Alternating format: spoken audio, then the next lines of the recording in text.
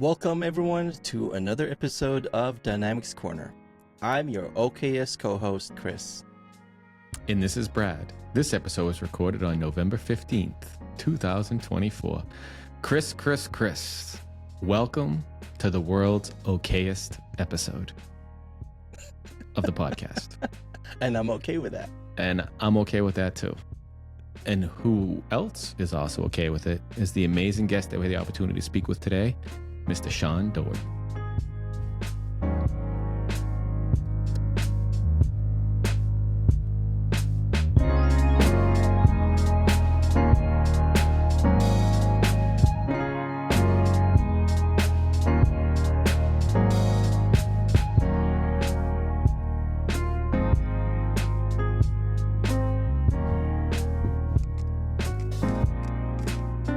Hey, good afternoon. Look who it is. Are you there? I'm here. Hello? Hello. How are you doing? Good, how are you? Did you just knock? Did you knock on the door like you wanted to come in? We were letting you You in? gotta let me in. We're letting you in. I'm doing something very important right You now. have your Rubik's Cube? I just threw my fidget spinner across the room. It was frustrating. Why? Is it making you fidgety? Yeah. It was. I thought I was supposed to help. That doesn't help you, yeah. Depends. I used to have a fidget spinner. I'd have it somewhere. I used to wear it underneath my hat. I'd spin it and put it underneath my hat and see how well I did. I was waiting, so I did well. So did you solve the cube? Yes, I did, sir.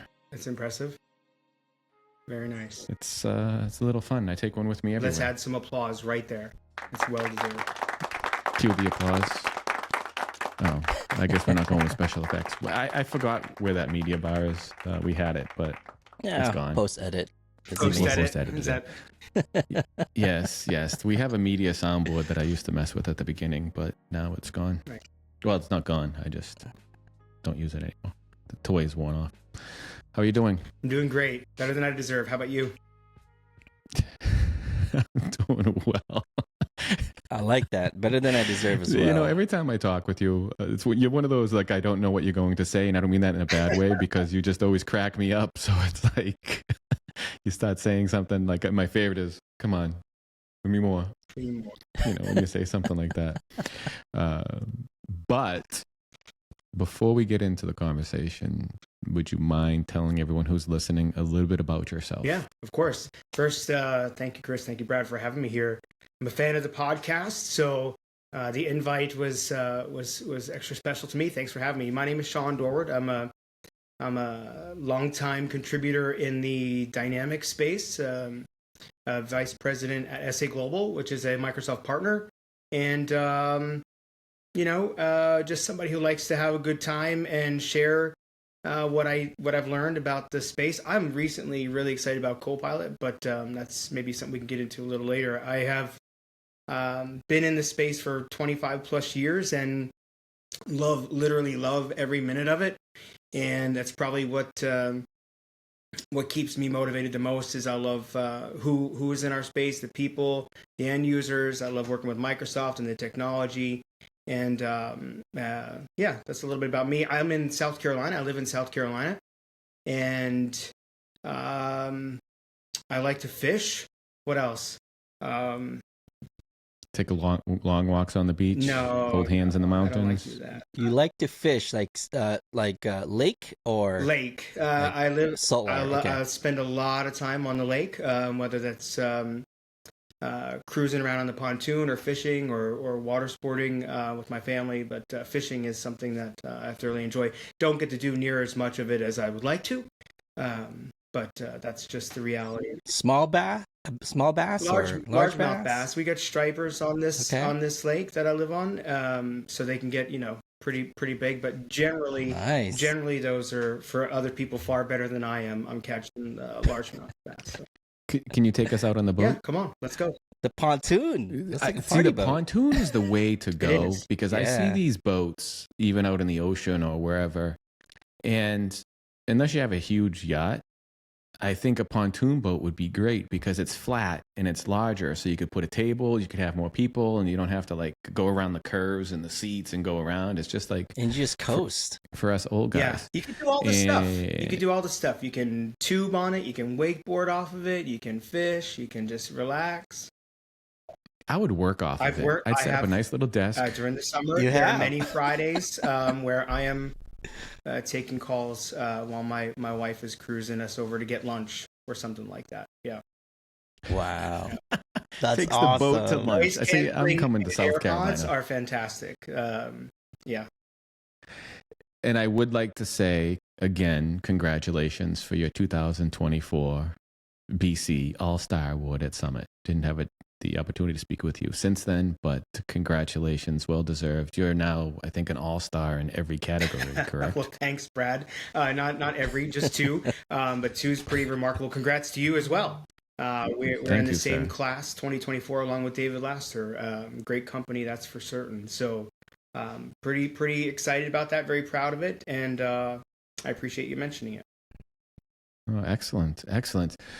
So many things that I wanted to talk with you about. And one of them may start with one of the sessions of yours that I saw at Summit, which was the Excel tips and tricks that you had. And I thought you did a great presentation. And it goes back to the conversation you and I had. I'll never forget, because I say it's the way I speak, but I said it was actually a good session. And you looked at me and you're like, what, you're expecting it to be bad? The bar was set clearly very, very low, I think. No. It's. I meant to actually, not like I was surprised. I really enjoy your sessions, and I appreciate what you do with those quick tips about. In this case, it was Excel. I think it was Excel that I caught, or was it the Business Central? No, it was Business Central quick tips. You also had the Excel one, but the Business Central one I also went to, which I thought was great. And I thought the dynamic you had was amazing as well. I've become a fan of the duo presentations, like the dual presenters, because I think it adds a level of dynamic to the presentations where you have multiple personalities and going into it. And different perspectives. Yes. Too. Yeah. And it was a great session. And how did you get into speaking? And do you still get nervous? Do I still get... I know you do a lot of sessions. Do I still get nervous? I don't think so. I think I get more... I wouldn't say it's nerves. I think it's more just my own expectations of what I'm given to the community are really high. And I wanted to... And it's not a seek... it's not a chase of perfection. It's just I want people to find value. They're selecting... they're paying a lot of money to come to the event, and they're selecting that time slot to come to something that I've put together. So I'm always just concerned, am I giving the right content? Am I organizing it in a way that people track what it is I'm trying to put together, for them or with them?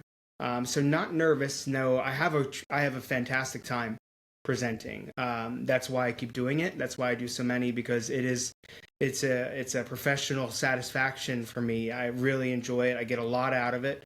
I challenge myself to learn new things so that I can share new things. But knowing that folks are motivated or empowered to do bigger and better things and save time for themselves, I get a lot of dopamine out of that.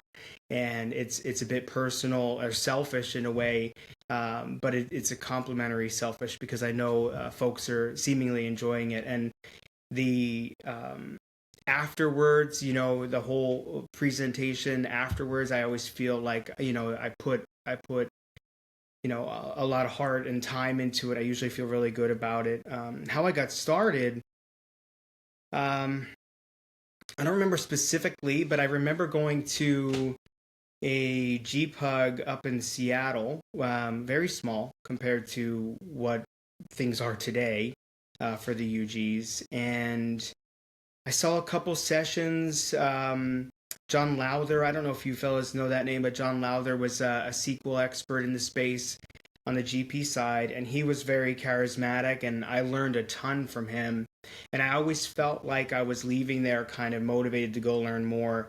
And so therein started some of my desire to kind of help others. But my speaking itself, Kim Peterson, who was in charge of the GPUG at the time, had I asked a question during a session, and then toward the end of the session, I helped answer a question, and she was in the session, and she said, "You need to come speak." It wasn't an ask; it was a tell.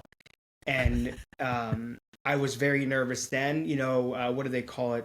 Imposter syndrome. Yep. Was very, very real. That's still real, especially with some of this new tech. But after that first time presenting, I knew it was over for me because I had so much fun. And that was 12 years ago, maybe or so. And that's how I got started in presenting. And it just kind of escalated from there. I was an end user at the time. I was an end user, an accountant, a business analyst, and that actually is what kind of got me into my consulting career and later on to where I am today. So presenting not only gives me a lot of personal satisfaction, I know it seems to help the community, but it also has been a blessing for my career and my overall career satisfaction.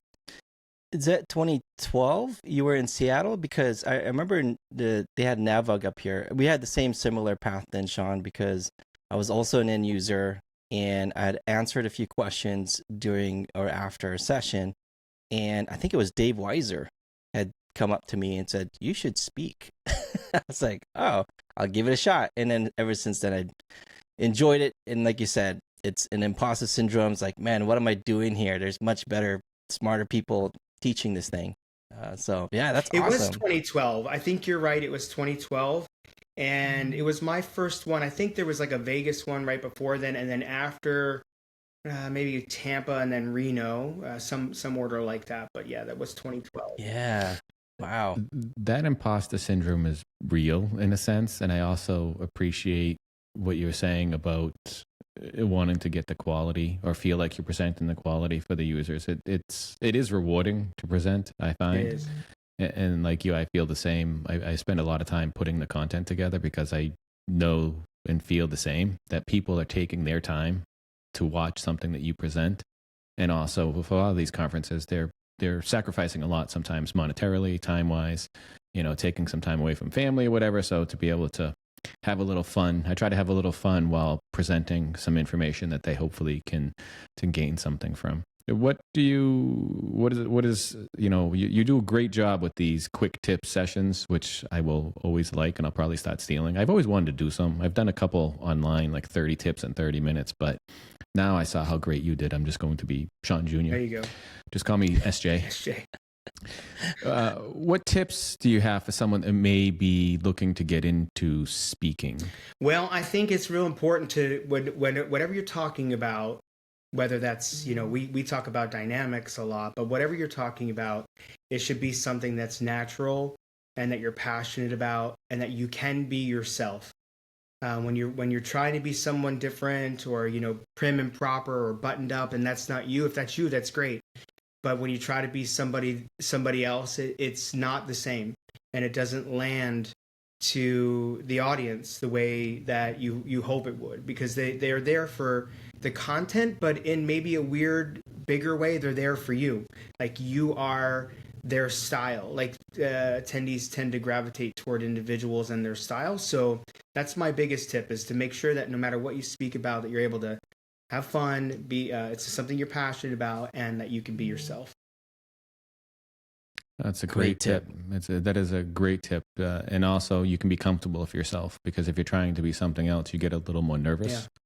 And if you're not passionate or comfortable with the topic, that nervousness will show through too. But if you can talk about it naturally with the comfort, I think it's a little bit easier. Yeah. There's so much. You mentioned GP. What is that GP thing? Good people. Good.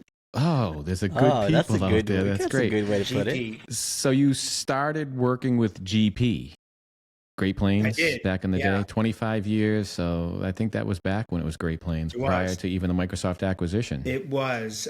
Started at Great Plains in about 25 years ago, and at a non-for-profit in Pennsylvania. And I was in the accounting department, and they were looking for somebody to volunteer sort of for this AS400 to this other accounting software transition. And I volunteered, and as they say, the rest is history. That's really what got me hooked into what we do, helping businesses, implement ERP solutions. Because at the time, the technology was really impressive. Accounting software up until that point was, black background or green background, very, very binary feeling, bitmappy, dot matrix printing, very old feeling. And this was new with Windows and, databases that you could build on. And that was very exciting. So as an end user there, that was pretty exciting to be able to, I don't know if you hear the dog barking or not. She's going crazy. I don't hear any dogs. Yeah, I hear. It's just in your head. I hear. Is it in my head? Yeah, that's in my head. No, the UPS must be here, or Amazon, one of the two. It was very rewarding and exciting because I didn't know this technology, and I was given a chance to explore things that I wouldn't have been able to explore before, like using a SQL database and writing SQL scripts and those kind of things. It really wasn't something an accountant would ever try to do. And here was this kind of career path that was maybe that I didn't know existed, but it blended the two worlds together, because I didn't realize my curiosity for tech was the way it was until I started actually doing it. And so I stayed, as an end user for many years, and then I ventured off, built my own business that I used GP, Great Plains, for as the foundation of that business, more from the back end, and then eventually onto other businesses and consulting. So, when did you make the transition to Business Central? Well, I mean, I don't know. Let me think for a second. I guess if there was a time when, maybe about 10 years ago, where I was feeling a little, bored may not be the right word, but I wanted some new challenge. That I'll say that I wanted a new challenge, and the organization that I was working for was purely GP, Dynamics GP at the time, and I had decided I wanted to stay in this business, where I'm blending accountancy and business consulting with technology. So I looked around. I hadn't even heard of Navision, actually. Maybe I heard of it a little bit, but so I started to learn Nav, kind of on my own. Oh, you had to stop over. What's that? Stop over. You stopped over at Nav. I stopped over, and it was a different, it's a different world. But I started to learn Nav, and I thought, just kind of, I would try to. You thought it was better than GP. I definitely did not think that. You're trained. You do today, though. You're trained. What is always going to feel better until you know something else thoroughly. But I did learn Nav, and then one day, maybe about a year or two into that journey, I was at an event in Anaheim, California, and Microsoft came and they presented. I think they even called it like the new GP or something like that, and it was Project Madeira. And I remember that Madeira back in the Project Green, Project Madeira. I sat there in that room filled with 50, 60 GPers, and I saw this on the screen, and I was like, "Holy cow! I know what that is, and that's Nav." And I felt like in this moment, like, "Wow, did I stumble upon something great here by kind of getting myself a head start?" Into Nav as a GP person. Certainly the Nav people, already knew this product. So it was just good fortune, I think. It wasn't planned. I'd like to say it was planned, but it wasn't. And that is where I really started. Once it became aware that Microsoft was putting Project Madeira out and Navision in the cloud, or whatever, Microsoft Finance, whatever they called it at the time, my employer at the time was welcoming that change. So it was kind of like I could step out from the dark and say, hey, I know a little bit about this, and we built a Nav, then Nav practice along with it. Excellent. That's probably about 8 years ago, I think. So are you still working with GP today, or are you primarily Business Central? Well, we certainly have. I certainly work with businesses who are using GP. We have at the business that I work at SA Global, we have a GP practice, and we've got a GP customer base, and we also have a separate practice for Business Central with the Business Central customer base. So we definitely support GPers often in the future as long as they find it valuable, but we're also, giving them the education and the exposure to what Business Central is like, because it's a remarkable tool, as you both know. Oh, Business Central. It's, people think I'm in a cult when I talk about Business Central and the community and how great it is. They're like, you're in some sort of cult or something. I'm like, no, I'm like you. I haven't switched products, but I made a career out of working with Navision, whatever name you want to give it, up to Business Central. Right. But as we're talking about your journey from GP to Business Central, and you have the opportunity to work with customers from both GP and Business Central technologies, obviously everybody's aware of the announcement that Microsoft made just prior to Summit in October of 2024 about the future of about the future of GP, the future of Business Central. Careful. Great. Careful. No, well, they also make announcements about the future of Business Central being amazing and everything that they're going to add to it. But those customers that, I ask this question often, but I like to ask it from many different sources, I guess you could say, that work with both GP and Business Central. A customer that's looking now that they realize that GP does have a horizon for when the support will end for it, with the updates and such. Not necessarily we wouldn't be able to use it still, but just there is clear literature now saying when basically GP is going to die. I'll just come out and say it. I won't try to be nice. I'll be authentic, like you say. End of the line. End of life. Goodbye. What advice do you give, or would you give, to someone that has GP and they're looking to go for their next product? Is it an easy, I ask, like, how is the line from GP to Business Central? Well, the advice I would give folks is, I think it's great that Microsoft has committed to a transition date, to an end of life date. It draws a thick line in the sand, and it takes away any kind of confusion or other ways that you can kind of say that message. It is real. The reality is that Microsoft will stop supporting it in a major way in 2029, September 2029. And with that, I wonder if I'll still be here then. Yeah. Sure you will. I mean, that's, you think about that. That's 5 more years. You'll be here. I'll be at Costco stocking shelves. You'll be at Costco? Well, I'll come by and see you on Sunday. My advice to people, to businesses, is to start your planning process immediately. If you haven't already, the urgency that you have is to start planning. The urgency isn't to get off GP, but you as a business, you really have to look at this as an investment, a capital expenditure. This is something that you're going to be trying to preparing for the future. And just like you've invested in GP, you now have to choose a new product to invest in. And when we look at the plethora of options out there in the space, I think to me, it's a little bit of a no-brainer, because I happen to believe in the Microsoft messaging and the Microsoft stack. I think when we look at options out there, Microsoft's interoperability is the key to a connected business strategy for the future. So, that's my advice, is to look at your options, but to start with Business Central if you're a Microsoft shop.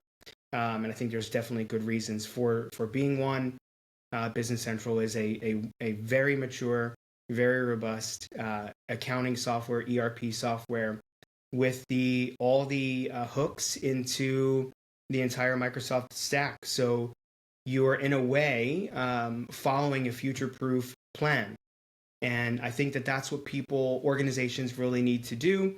At some point not too long ago, we took this specific shift from annual kind of maintenance or renewals to subscription. The whole world went to a subscription model.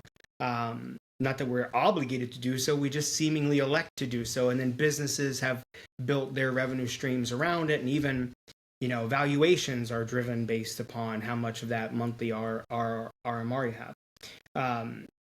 In this way, by going into Business Central, your predictability on what your expenditures are over time is relatively static, and you have the time. So you have about 5 years to kind of build that nest egg for this investment as you make the decision when you're going to go, whether that's 5 years or 3 years. Some folks, we're working with businesses today who quickly picked up the phone and said, okay, Microsoft said it's time. We're gonna let's start doing discovery. So we've got 3 right now who are in the process of moving, who weren't before the announcement. So there's definitely influence from Microsoft in that way. And Microsoft being the super small company that they are, they have a lot of influence. 5 years sounds like you have a long time, but in reality, it can sneak up on you. So at least to start planning is important, right? It doesn't mean you need to jump and be, reactive today, but at least you have 5 years to start planning, because it does take time to go through a migration to a new system. It does take time for training, does take time for testing. So you can't wake up one day and go, oh, I want to switch tomorrow because I need to switch tomorrow. And your team has to be prepared. There's always this conversation that the consultancy has to be in place and what this new system is going to look like, but your internal team has to be prepared for this transition as well. Absolutely. No, that's extremely important. With GP and Business Central, how different are they? Like I've always had this dream to talk to people who are going through the process, or even to see like a left and right. In Business Central we call it customers, and GP we call it aliens, right? Or we call it bank reconciliation in Business Central, we call it this in GP, just to help pave the way for someone who wants to make a transition, have some sort of translation so that they can understand that the business processes may still be the same. Not to say that I'm always adverse to mimicking exactly what someone does today, because you can also take out some efficiencies that you gain by using a new system. But how similar are the two? Well, the business process is the business process. It doesn't matter what your tool is. So all these tools are designed to accommodate the business process and the accounting methodology, right? So all that vernacular, we don't call them aliens anymore. We used to. All that is, pretty much the same. Maybe there are some little differences here and there depending on your geography, where you're from. But for the most part, I would say business process wise, they're the same. There are a few things that you can't do in business, very few that I'm aware of, that you can't do in Business Central that you can do in GP. But those things are very lowly used in GP to begin with, and that's probably why they're not part. But if you dig into that a little bit further, how different are they outside of the vernacular, outside the business process? They're wildly different. They look very different. They act very different. You have different ways of reporting data and different ways of filtering data and building your lists and those kind of things. But in the end, it's just a database with a UI over top of it that's going to accomplish your financial systems. The biggest difference between the two, I think, is the UI. And that in itself is a lot for an end user to overcome. If just like Nav, I'm sure it's the same for Nav, but accountants have built their career around, their profession through accountancy, but a lot of it comes from their ability to use the accounting software, right? I'm an expert in GP, hire me before somebody who only knows QuickBooks. That's a very real thing. GP would be the number one thing on an accountant's resume when they're going for a job interview. So that change for someone it's not easy. Even though the business processes are the same, it does take time. And it takes a commitment, just like what it does for us as consultants to learn new tools. It does for those end users. Is it achievable? Yeah, most certainly. You have in some ways you have no choice but to learn the tool of choice, and it really gets easy if you break it down into user scripts or business process flows. If you look at it at a micro level, it's not that hard to pick up. But having a valuable consultant who knows how to do that, I think that's one of the things that I take the most pride in for my team is we are GP experts and BC experts. So when we're moving folks into BC, we say, okay, you used to do this in GP this way. This is how you do it in Business Central. And that really resonates with them. I think so, because that's where they get the comfort. Because to a user, as you had mentioned, it's their livelihood in a sense, because I know my process. I know how to do it. I can do it properly. And now I have to learn something new, and I may not do it right or do it well. So to be able to have that comfort of knowing how to translate it, I guess you could say, is important. That's what I was always wondering if anything ever exists. I've never used GP. I've seen some screens here and there, so I really don't know myself too much about it. But the way I look at it too, it's like driving, right? Like, you know how to drive, but you're just getting a new car. Things may have changed a little bit. You got to figure out how to turn on the radio and connect your phone. you're But absolutely right. It's a good analogy. You're just driving the same way.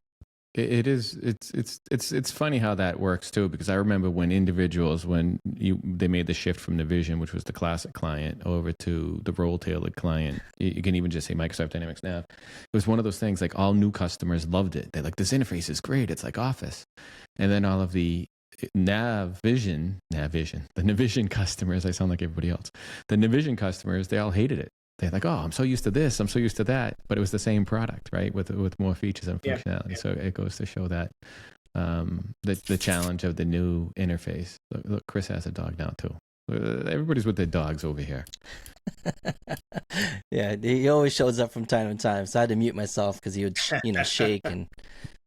Yeah, we're just going to call this the Dog Pound from now on, right? It's no longer a Dynamics Corner podcast. It's like the Dog Pound. Everybody just bring your dogs on. I'll never bring one on, but you can bring them on. With that, so also you have another fancy thing. You have this Lifehacks website. You have so many fancy things for me to talk with you about. Fancy.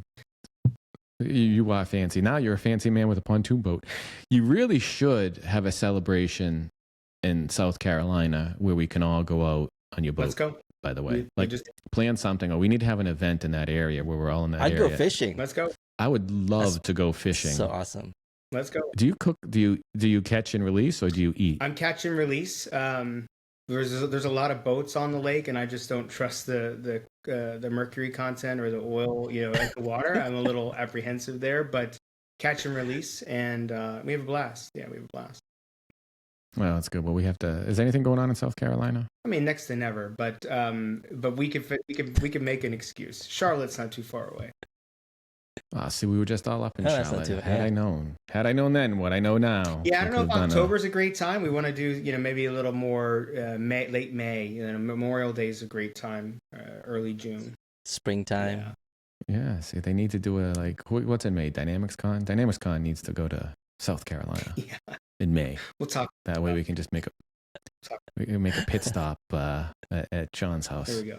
Or Shawn's boat lake. There we go. Count me in though. If it does show up in South Carolina, just reserve me a spot on that boat. There you go. You also have a website as well. You do a lot, right? Like I said, a lot of fancy things. You have a website, and I loved your little man that you had at Summit.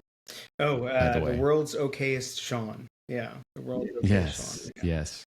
Yeah. What's the world's Okay-ist Shawn? And tell me a little bit about the website that you have. Well, Lifehacks 365, that's the website, lifehacks365.com. That's kind of all the sessions. Generally, all the sessions are trying to be a bit more of small bursts of information. And the idea was that I would write about these tips, maybe life hack number 3 was this, and I would present about it in the session and give folks kind of an easy reference point to go back and see more information about that. That has gone to the wayside over the years with all the content on YouTube and forums and things.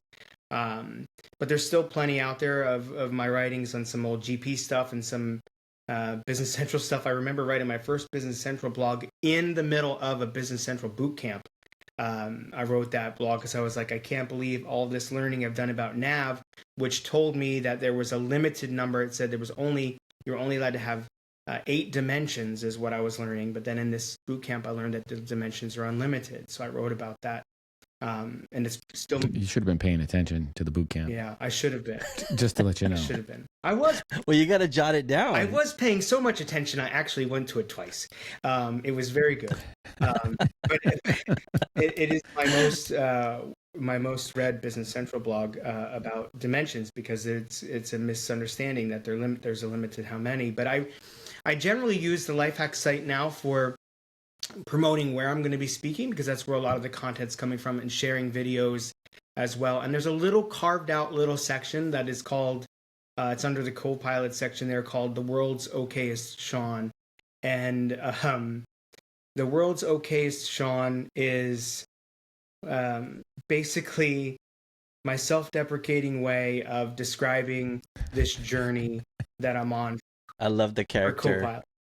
And the name actually comes, so I asked my family, I always do my intros, my professional title, my hobby title, which is my MVP, I think. And then I wanted to say more about my family. And I was like, what could I use as like this description for myself? Like, I'm not saying you would say this is to my children. I'm not saying that I would put on their world's greatest dad, because everybody thinks they're the world's greatest dad. But what would you, and without missing a beat, my daughter said, how about world's Okay-ist Shawn? And I said, okay, that's really awesome. And I'm going to use it. And so they got me a mug. That's awesome. It says world's Okay-ist Shawn. That's fantastic. But that's the world's Okay-ist Shawn is the little character is made by Copilot. I made that guy using Copilot. And that's what this is all about. That journey is all about talking about my journey with Copilot. So when I started, the whole idea of AI is something I'm very into. I'm very excited about it. I'm not super nerdy. Like, I don't know how it works. It's probably one of the few things in my life that I have conceded that I don't need to understand how it works, because it's just too big for me. But I love taking advantage of it and taking it to another level. And I wanted to use Copilot, so I use AI in my home life, for my car and in my home, but I wanted to use it more at work. And it was just seemingly overwhelming how to get started to me. And that's why I started this little journey, just sharing with people how I got started, what I'm learning, and maybe some tips and tricks along the way. I'm doing a little podcast called Copilot 101, which is basically the very, very low entry information for folks that help give them a head start when they open up these tools. And then I'm looking forward to doing more with it, because I really want to talk more about what I see as the benefits of Copilot or AI in the workplace. And I think, this is an indisputable evolution that we're in right now with AI, and we're all a part of it. So there's going to be varying opinions on how you can use it in the workplace, and I'm happy to share mine as I see businesses start to try to use it, whether that's for teams or even more robust things, So it's pretty exciting. That's what that's all about. And I just started about 6 weeks ago or so, and got quite a few fun things up my sleeve and some guests along the way to help make it a little more entertaining. I'm curious, what would be your what did you use Copilot for on your personal side of things? On personal side? So I use AI on my personal side, like, Copilot in general, I wouldn't say that I'm using Copilot for anything on a personal level other than image generating, with and the designer. With the designer in DALL-E 3. Okay. But I'm using AI, I'm using AI. Well, my car, my Tesla is self-driving, so I take advantage of AI there. And I certainly use AI cool. in my home, so predictability or results from the weather to change, some of my IoT stuff, among other things. And we use a little bit of it at our work, but that's increasing. But for the most part, Copilot is just for work for me, for the most part. Very cool. I like the concept of sharing your journey, because others will go through the same process, and it doesn't always need to be technical. That's one of the things I learned when I share information or I have presentations or content, that somebody's always in the beginning. If you're doing something to lack of better terms, simple. So someone will always be at that stage of their journey where they need to start, because everybody needs to start somewhere. So if nobody puts out, content that's from the beginning, and it's always this high tech, overly complicated. I don't want to say overly complicated, but like detailed, technical. Yeah, thank you. I can't speak. Yeah. It's Friday. See, we're not supposed to record on Friday. That's we made right. an exception for Shawn. Yeah, I forgot. Because I mess up everything. But yes, because it doesn't need to be too technical. And one, you have a Tesla. That's amazing. Once you drive a Tesla, I don't think you can ever go back to another vehicle. Yeah. Yes. It's very challenging to go back. And even now with the FSD and how great the FSD is, that it's difficult to go back. And I can honestly say for gas vehicles. I can't tell you how many times I've gotten out of a gas vehicle, I've gone into the store and forgot to shut it off. All the time. I, I've gone I grocery just did that shopping two and weeks came ago. out, my truck was running, and I can't believe. I'm like, what the heck did I just do? I've had a few near misses in my truck, where I was just expecting it to make a turn, or to, Yes. and I have to remind myself, not in the Tesla. My wife bought me a little thing for my dash that says, "This is not a Tesla." It's just because That's funny. It sounds like you have a great family over there, and it sounds like we're learning a lot about you, about the world's okay, Shawn. Poke fun at each other for sure. The Tesla will spoil you. It's been a journey for sure. I mean, that's part of what I was talking about with AI. Like, we talk about Copilot being able to do these things, like receive an email, check stock, order stock, build an assembly order, maybe even fulfill an order, ship it, put it on the dock, etc. And that would probably terrify the life out of anybody who's in that business process right now. And I relate it to my journey with Full Self Drive. When I first started, I would never let go of the wheel. In fact, I felt certain it was going to drive me into a tree every chance it had. And now, like, it literally, 3 years later, 4 years, almost 4 years later, it will take me from my driveway and park at CVS, where I just get out, go in, get my prescription or whatever. And I never would have just gotten into that car new and let it do that. I had to get myself prepared for that change. And that's exactly the same way I envision professionals having to cope and adapt over time with Copilot in their workplace. So I really appreciate that part of me unexpectedly with the Tesla, because there definitely was a maturation process, not just for the AI, but for me. I had to learn to do things differently. Clearly now, I make more mistakes than the car does now, right? And you could apply that to what we would expect, I think, for AI in our workplace. That it may seem weird, but it won't be long before it is performing better than you are today.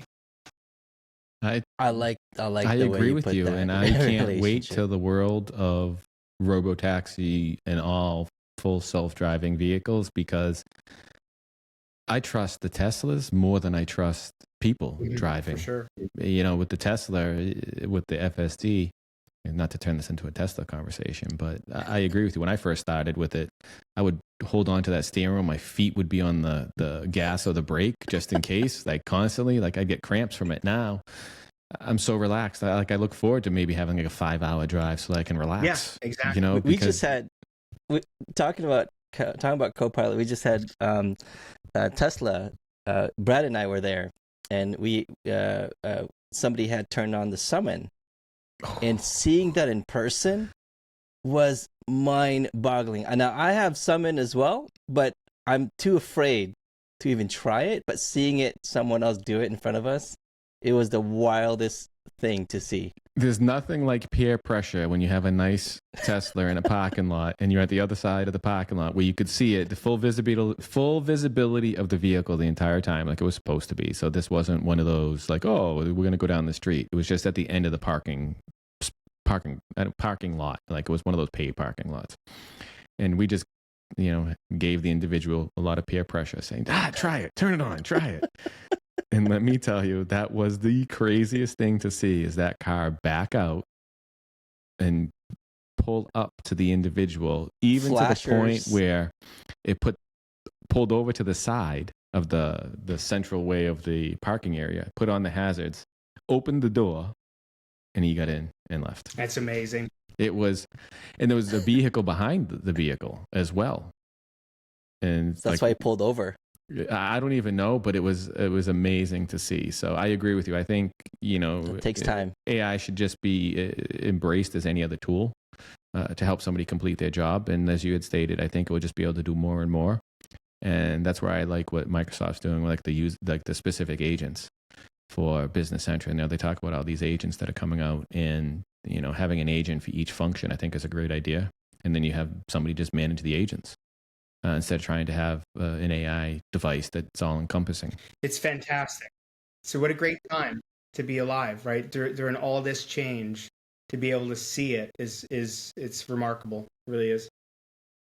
Is there ever a time that it's not great to be alive? I don't know. I mean, I think we've been changing for a long much, time. without electricity or those things. I don't know, but I'm sure. But I'm sure in that moment it felt great to be alive. Yeah. Yeah, and people can look back and say, those guys actually had to get in the car and get gas and put it on. And Shawn said it's a great like time the way to be alive. people ask us now, like did people actually have to go to the phone booth and put a quarter in to make a phone call? That's wild. That is wild. I remember when cell phones were invented. With that as well. Or you had to wait once a week, for your TV show to come on, and you could only watch one episode of it. Like those are things like that you just take for granted that they exist now, and it won't be long before we're taking for granted that cars literally just drive themselves. I don't even think we'll have vehicles. I do believe there'll be a point where you don't need them, and you just have something come pick you up and take you. The only challenge I see would be like if you have to go to Home Depot and pick up something big. Mm-hmm. Now everything gets delivered, right? I mean, delivered. Yeah, that's what I'm saying. Like you're less and less because you get things delivered through Amazon, and then they would have robo delivery people. So if I wanted 20 bags of mulch, the robo delivery person would just show up with my 20 bags and drop it off in the driveway. Why not? Yeah, because you have Optimus now, right? on top of that, I like things are changing. I like this a lot. It's great. So, Shawn, question for you. So when you're starting your journey in your Copilot, studio, what was the first thing that you tried to kind of play with? What did you build? I guess I would say. Well, you mean with Copilot Studio? Yeah. I immediately tried to build something against our HR policies. That was the easy thing. People asking all the time, what are our holidays? What's our PTO plan? That was easy. I'm trying to build something on a personal level against my website to make it easier to find things, or just get answers, not find things, but to get answers based on the content. So, but the first thing that I tried with Copilot with my M365 license was everything in Teams. And honestly, I couldn't live without it right now. I use Copilot in Teams. It's an extension of me now. It's part of my methodology for leadership, part of my methodology for accountability, whether that's meeting notes or transcribing future agendas as follow-ups. It's fantastic for that. I absolutely love it. Also, I don't know about you guys, but I get overload on email communication, chat communication, all these things. So when you take time off, I just took some PTO 2 weeks ago, came back, and the very first thing I did when I sat down was, Copilot, tell me the 10 most important things that I missed last week. And I immediately start with that. I don't even look at the emails. I start with that. And I was able to find myself managing those higher priority things with that much ease. Is it right all the time? No, but guess what? I make mistakes all the time too. It's more accurate than I am. So I use that same thing for the chat. I come back from a few days, and when I go on PTO, I uninstall Teams from my phone. I don't even turn off. I just literally uninstall it. Smart. And I turn off my account for email as well. But when I come back, I've got, hundreds of Teams chats, and I used Copilot to tell me the 3 most important things I missed from this person, or summarize. That helped me so much on the summarization, because I had to take over a project and I have no clue, and I would have to read all those notes, and I just had Copilot summarize past meetings and notes, and identify what the action items were to reconcile what was outstanding. And I'll tell you, I didn't feel stressed out at all. It was pretty smooth transition. Those small stuff that have a big return. Shawn hit it right there. Those emails, and when you go away or you get a lot of emails because everybody CCs everybody, I love just taking the group saying, summarize this. Can you imagine this time where you're on a meeting, just like we're on a meeting now, and you say, so there's the 3 of us, but instead of us doing something, we'll just say, Copilot, can you please add to the agenda? Or Copilot, can you bring up the blueprint for this project, or Copilot, can you bring up the project plan? Like being able to interact like that, that's a very real future for us. I can't wait for those kind of things. So right now it's like we have to ask Copilot to do everything.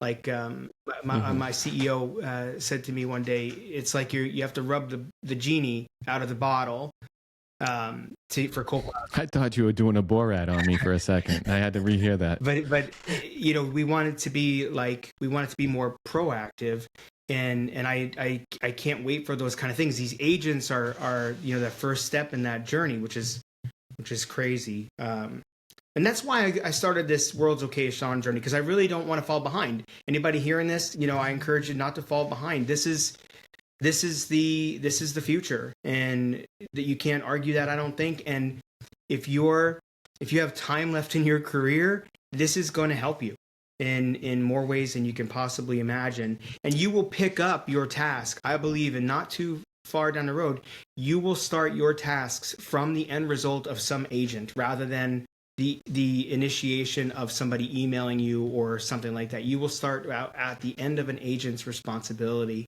and maybe even hand it off to another agent when you're through with it.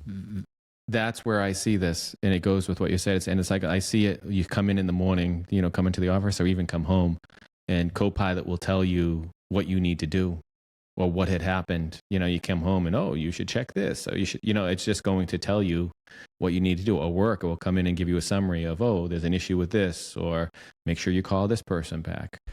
And yeah, those Copilot Studio, Shawn, you had mentioned about, you know, creating HR, you know, coming from the Power Platform conference. That's the first thing I did as soon as I got back in the hotel room is the HR being able to feed, you know, the information, because that's common questions that typically people ask. You know, do they offer benefits? You know, how do you do reimbursements, and all of the stuff that you typically have to search or ask, you know, HR how to do that. Now you can just ask Copilot. No, I think, you know, I do think forms. the most number one, I think the number one question, or the most popular question would be, what are my holidays? I bet you any HR Copilot, if they kept track of the questions, I bet you that would be number one everywhere, because that is one of those where I think everybody forgets, because, you know, what holiday do you have with that? In a weird way, it's actually a bad example, right? Like if you think about what we want AI to do, the HR assistant that I started to try to build is really just a prescriptive response to a type of question. Like if somebody asks this question, answer this. And maybe that's AI, but it's at like the very bottom of its capabilities, right? We want it to do so many more things and be able to compare and contrast some education system that it has, whatever its foundation is, whatever it's grounded on. So although it's easy to start there, like that's where I started, it's not really that's not really a good use case for Copilot. It's a super simple entry point, but you know, Copilot and AI in general, like we wouldn't want AI in the Tesla just to tell us when it was time to charge the battery. We want it to do those things and make decisions for us, not just answer to questions and those kind of things. So I challenge myself with this. Like it's really difficult. Like what can AI do in the workplace? And we're seeing kind of some of the pattern come from Microsoft with the sales order agent for Business Central. Those are easier things, but maybe the real answer is in like what we used to call machine learning, you know, when we were trying to be predictive in our ordering and what we needed to order based on market trends. We just weren't ready for those kind of things before. Maybe we're a little more prepared for that kind of business change now, perhaps. It's a curious time. It is. I like the way that you phrased it and comparing it to the Tesla, because it related to me. Because like you said, you don't want the alert just for the battery, although it's great. It's cool. Right. The reality is you want to be able to get in, put my destination, forget about it, and then get out of the vehicle when you get there. And who thought, think of all the things that you think AI can't do in a business. And then just say, well, maybe that's wrong, because who thought 7 years ago cars would drive us around? And if you don't drive a Tesla, or you're not aware, I mean, this is happening to the millions of miles all over the country, all over the world, every day. in a remarkable way. If you haven't seen it, it's amazing. And so if we think we can't use AI at work, I think that that's just wrong. We just haven't opened up our mind to what is possible with this artificial intelligence era. And I think it will come a lot quicker than most people think, because I do have conversations where all over the board, you made a point. I'd almost say embrace it, because there are some that think it will fall by the wayside. I do think it will be commoditized where everybody will have it and it will be able to do some great things in a sense. So it will no longer be like that great shiny thing. It'll be just almost like the equivalent of being able to plug in a device to an electrical outlet, because the electricity is just there. Yeah. Right. It's not a novel thing anymore. It becomes just so commonplace. But I like the way that you thought of the approach of, don't put limits on it based on today. Because you go back to that, I'll tell you, that Tesla is amazing. That thing goes around rotaries. That thing goes to 4-way stops. Like, I don't even know how it does it all. Like, if you really think of what it has to do. And I can honestly say, I think it reacts quicker than a human. Yeah. In some cases. Yeah, the decision making is quicker. It's amazing when you actually think about it. But I almost feel, like I said a few moments ago, it's safer with AI in the vehicle than without it today. Maybe when it first started, there were some questions or problems with it, because even if you look at the cases of where there's a hazard, let's just say something runs into the road quickly, whether it could be an animal or something else that pops into you. Who has a faster reaction time? Because how many people are driving are tired? How many people are driving are distracted, or they're daydreaming in a sense, right? The vehicle's like always alert. And somebody can jump in front of a vehicle, by accident, with or without AI, and still have an accident.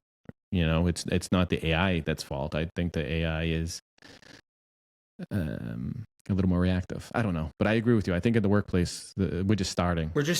And it will be, as generations turn, it will be expected. It's already sort of expected, right? Like, when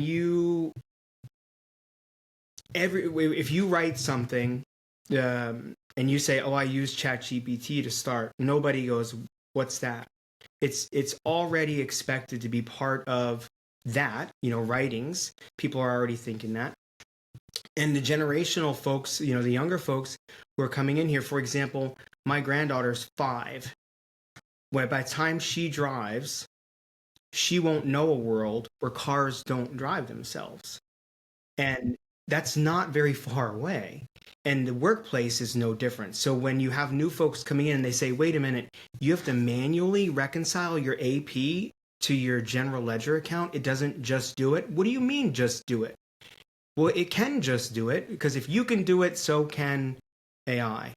And it could probably do it a little better. So there's going to be that demand on businesses where, in order to attract the relevant talent, if you're not modern in that way, specifically with AI, I'm not even talking just software in general, I'm talking specifically with AI, then you're not going to attract those high caliber candidates in the future, not too very far down the future. What happens with everybody then?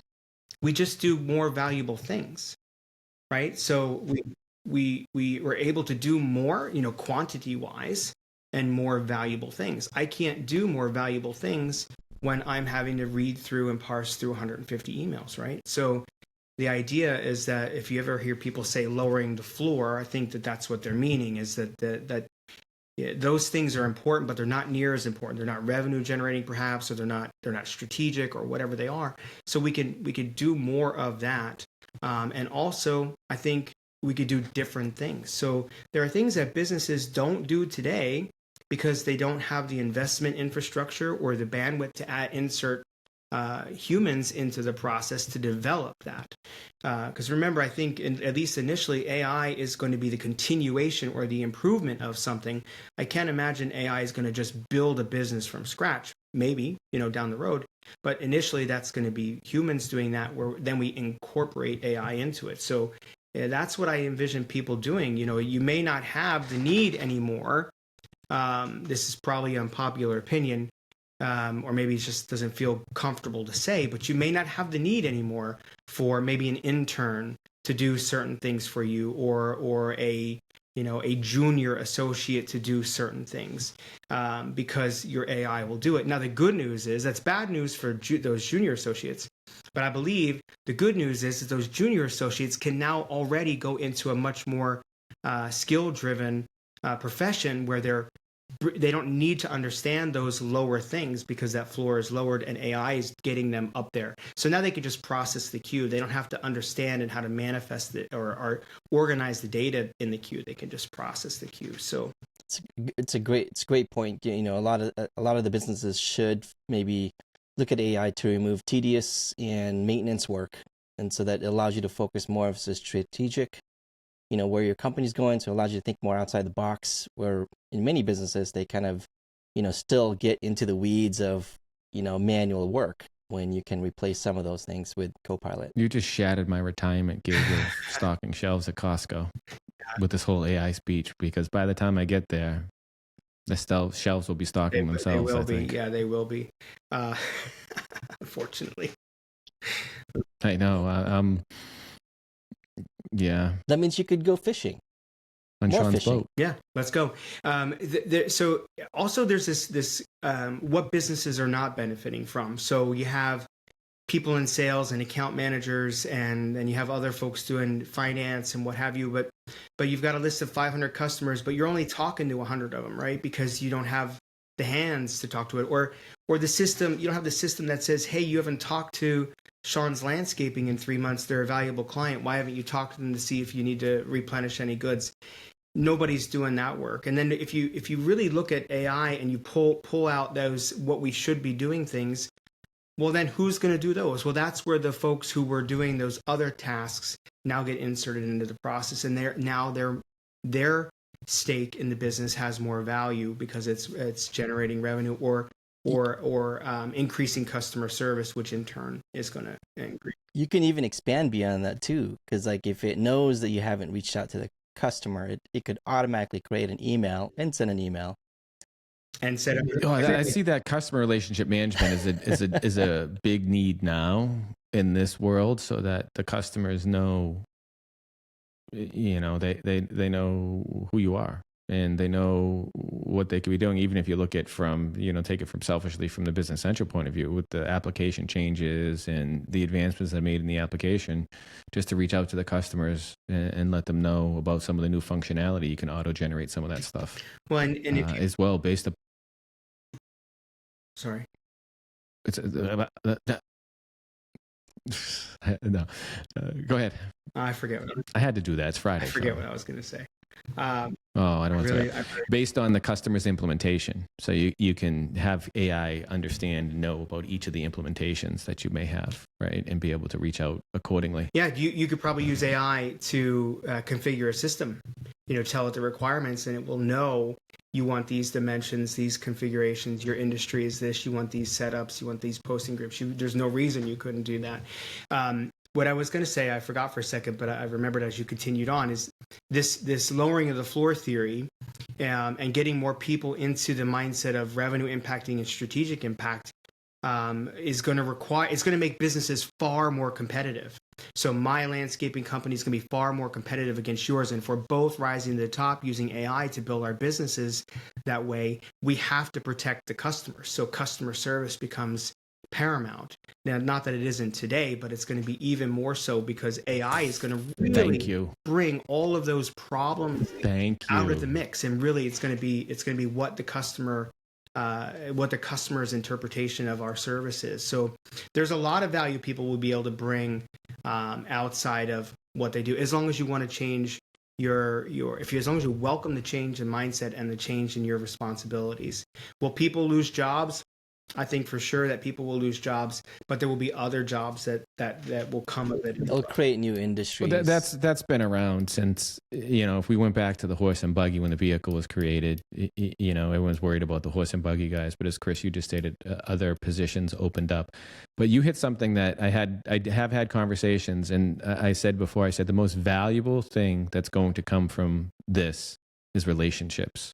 Like, it's the relationship that's going to be the most important. And you phrased it well with the protecting the customer and the customer service that they're going to get or feel that they're going to get, because the AI will structure a business and have everything going well, but it's the experience of the customer through whatever you deliver that's going to protect the customer in essence. So it's something that is extremely important in this world, that even if they're not even talking with you, in a sense, right? You do a lot of things online. Even now, look at all the stuff you can order online, all the stuff that you can do online with products, Amazon, for example, or even some other companies. They just want to have a good experience or relationship with you the way they want, which is going to be a challenge. Yeah, and that's the long answer to what is the world's Okay-ist Shawn all about. That's what that is. I like this world's Okay-ist Shawn. We went down a road that I honestly didn't know sometimes I wanted to talk about your GP to BC journey and customers. I also wanted to make sure we talked about the life hacks, and then also your wonderful presentation skills just from the conversation that we had at Summit about that. But this AI conversation, it's deep. It is time for people to start thinking about it, right? And it's just like we talked about with somebody maybe migrating from GP to Business Central or something. Stop planning, getting familiar with it, getting used to it, and starting to understand it, and knowing that it's just beginning. And I do think it's going to go faster. I think technology increases exponentially at this point, I believe. Will there be a point where it slows down? I don't know. I mean, it's how fast can we go and how fast can we keep up, right? Is there ever a point where it's going too fast and we just explode? No, you can't go too fast in this case. You keep going. So? No, regardless of the speed you're going, I mean, everyone's going to have to react, and some industry may be a little bit slower in adopting. I'm talking about the people behind it, like to keep up. Oh yeah, I mean, I don't think it's going to slow down. It's really going to depend on the people that wants to accept it.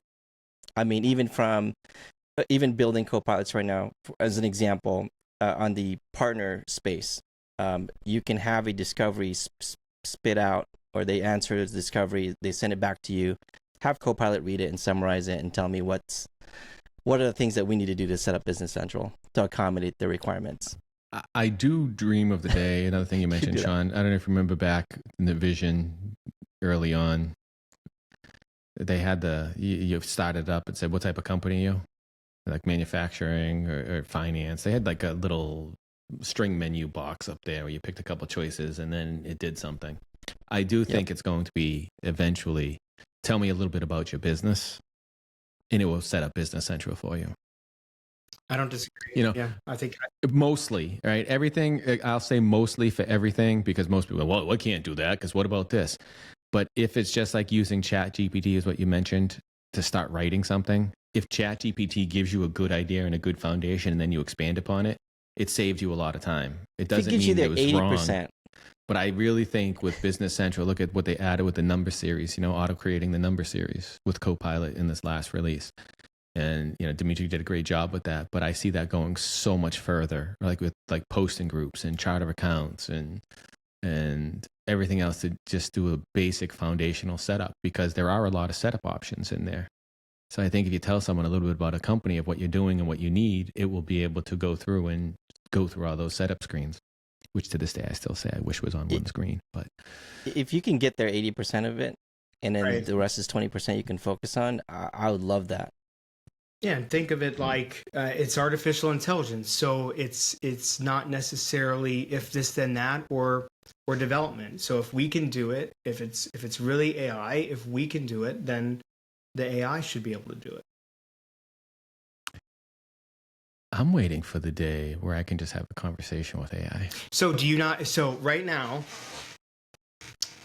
on ChatGPT, there is the multimodal on there is a voice, and you can have, and I've listened to my son have conversations. I've listened to my granddaughter have conversations. Very interactive. You would swear it was a human on the other end. It's mind-blowing. Check it out. I think I'll do that. When Copilot, with the Microsoft Copilot, I switched from my Chat. Do you need to have the subscription for Chat GPT? I had a Chat GPT subscription But with Copilot, I ended up switching because at that time I thought I would get more from it. But I think now with Chat, it's going back like with Chat GPT. Maybe I'll have to get the subscription because I would like to sit there and just have a conversation. And then you could get like a robot or something that could live with you. And then you just have a conversation with it and have it clean the house. I'm telling you, vacuum the floor. I reestablished my subscription for ChatGPT for $20, because it's worth of some it. of the Try preview. it. Yeah. No, after this recording, I will go enable my subscription again, and I will definitely try that conversation because I'll just sit here and I'll talk to myself. Hypothesize about something or speculate something when you interact with it. Don't just say, how are you? Like one of the conversations my son was having about who would be a pennant, who would be in contention for the pennant for next year's baseball season for the MLB. And they went back and forth over players. They went back and forth over teams and trade deadlines. And the AI was hypothesizing over things. Well, if this happens, then I could see this. And it's just, it makes you almost think it's fake because how is that happening in that fast? Like, it's not like you're waiting and it processes for 30 seconds. It's very interactive. Check it out. Yeah. I'm definitely checking it out. I'm definitely doing that. Well, Mr. Shawn, thank you for taking the time to speak with us this afternoon. My pleasure. I always enjoy speaking with you. I appreciate everything you're doing for the community and everything that you're sharing with your sessions, as well as even your World's Okay-ist Shawn and your new AI Copilot podcast that you have as well. What's your schedule on that? I see the episodes pop up every now and then. I'm recording them every other week. I'm trying to challenge myself with what I'm going to learn in the next coming week. And then usually I have a little bit of rollover in that commitment, but I'm doing every other week. Excellent. If you would, can you tell us a little bit how someone could get a hold of you to learn more about your Lifehacks 365, your speaking sessions, if they have questions about GP to Business Central or any other AI information? Yeah, you can certainly reach me at ShawnD@saglobal.com. That's my work email, or my personal website is Lifehacks365, the numbers 365.com. You can reach out to me there as well. And guys, I really appreciate all that you do for the community, for having me on here. It's been a blast. I really do appreciate it. Thank you very much. We appreciate that. All right. Have a good day. Enjoy the weekend. And I'm going to check out my Chat GPT. I'm going to be talking to Chat GPT for the rest of the afternoon, I feel. Yep. You know, you can build your own Chat GPT. I did not know that. You could do it. Yeah. If you pay for the subscription, built one. I tried to build one for remote work therapy and in philosophy, and just fed it with a bunch of philosophers, and you can have a conversation with it. Wow. Yeah. Oh, if it could read books, and can talk to me about the as books, long as I'd be happy. As long as it's public access books, which a lot of them do. Well, I read the books, but I'd like to talk to somebody about the book after I read it. Yeah, exactly. You can. I don't want someone to tell me about the book, so I don't have to read it. But I just read the book. I'm curious to hear. I'm going to try it because I just read it. How you feel about it after you interact. It's hard to put down. We will have to have a follow-up conversation. Yeah. You can have an argument about your book you just read it and talk with it. That's what I want to do. I just read this book, and I would love to be able to sit and talk with someone about it to get their point of view on it. Because again, like I said, I don't want something to summarize a book for me. I want something to be able to engage in conversation with me about it. Should try it. That's what I want. I'm going to try it. If it does that with this book, then you will never hear from me again. I'm just going to do things and have conversations, and there'll be one less host on this podcast because I'll stop talking. We'll use AI. We'll get you an AI version of Brad. That's it. All right, sir. Thank you again. It's great speaking to you. Talk with you soon. Ciao, ciao. All right, take it, Shawn. Thank you, Kris, for your time for another episode of In the Dynamics Corner Chair. And thank you to our guests for participating. Thank you, Brad, for your time. It is a wonderful episode of Dynamics Corner Chair. I would also like to thank our guests for joining us. Thank you for all of our listeners tuning in as well. You can find Brad at developerlife.com. That is DVLPRLIFE.com. And you can interact with them via Twitter, DVLPRLIFE. You can also find me at mattalino.io, MATALINO.io. And my Twitter handle is Mattolino16. And you can see those links down below in the show notes. Again, thank you, everyone. Thank you, and take care.